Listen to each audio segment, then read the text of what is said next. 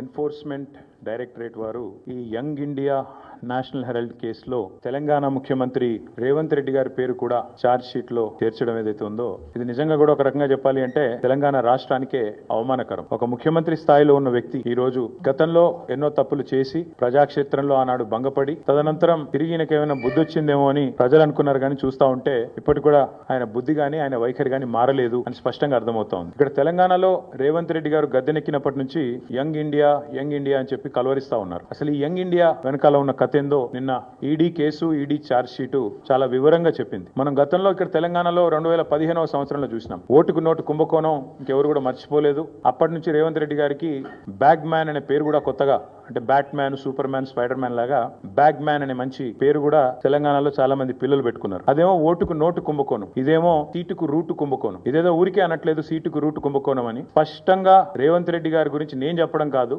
ఈ రోజు మంత్రిగా ఉన్న కోమటిరెడ్డి వెంకటరెడ్డి గారే ఓపెన్ గా బహిరంగంగా పత్రికా సమావేశంలోనే చెప్పినారు. ఈయన 50 కోట్లు పెట్టి పిసిసి అధ్యక్ష పదవి కొనుక్కున్నాడు. బీఆర్ఎస్ నాయకుడు కేటీఆర్ మాట్లాడుతున్న మాటలు చూస్తే ఈ రోజు బుడరకాన్ గుర్తొస్తాడు. కాంగ్రెస్ పార్టీ మీద బీజేపీ అక్రమంగా పెట్టిన కేసును బూచిగా చూసుకొని ఒక ఎర్రిపప్పలాగా ఇలా బీజేపీ వాళ్ళ కంటే ముందు నువ్వే మాట్లాడుతున్నావు. ఇది కాదా సాక్ష్యం? బీజేపీ నాయకుల కంటే బీఆర్ఎస్ నాయకుడు కేటీఆర్ మాట్లాడడం అనేది బీజేపీ తొత్తుగా బీఆర్ఎస్ మారిందని చెప్పడానికి ప్రత్యక్ష ఉదాహరణ. అవినీతి గురించి మీరు మాట్లాడుతున్నారు. బీఆర్ఎస్ తెలంగాణను దొంగల దొడ్డిగా మార్చిన దొంగలు మీరు, మీ కుటుంబం మొత్తం.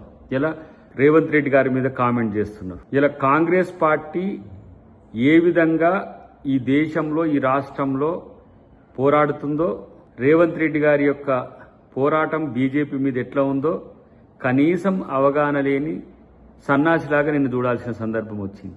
ఇది నీ రాజకీయ అవగాహన.